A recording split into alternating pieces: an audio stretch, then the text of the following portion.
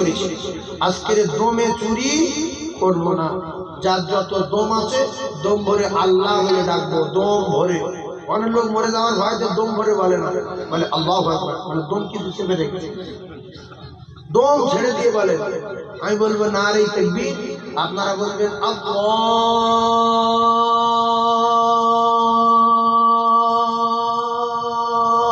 আকবার, জান ভরে বলবেন। যে দম ভরে দিবেন একটা আল্লাহ বলার সুযোগ পেয়েছি। যে যুগ আসছে জান ভরে বলতে পারবে না, আল্লাহ বললি মার জান ভরে আবার বলিলেন না।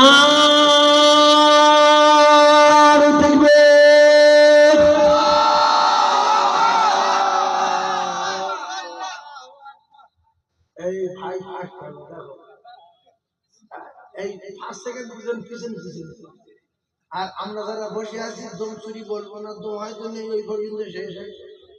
কিছু লোক রূপে ঘরে বডি ভালো কিন্তু দম নেই, আর কিছু লোক রোগা চিমটি কিন্তু বিরাট দম, কিছু লোক মোটা হাই ফাই লম্বা এক বস্তা ধান ধান শুয়ে পড়ছে, চিমটি 1.5 বস্তা চলে যাচ্ছে বাজারে, আসে না না। সেই জন্য একটা সুযোগ লাগ তো ভাই ফার্স্ট হয়ে বেরিয়ে যাচ্ছে, যদি হেরে যায় না থুতু ফেলে লিখছে, ভালো করে থুতু ফেলে লিখছে, এইবার ধরবে বলবার একবার না।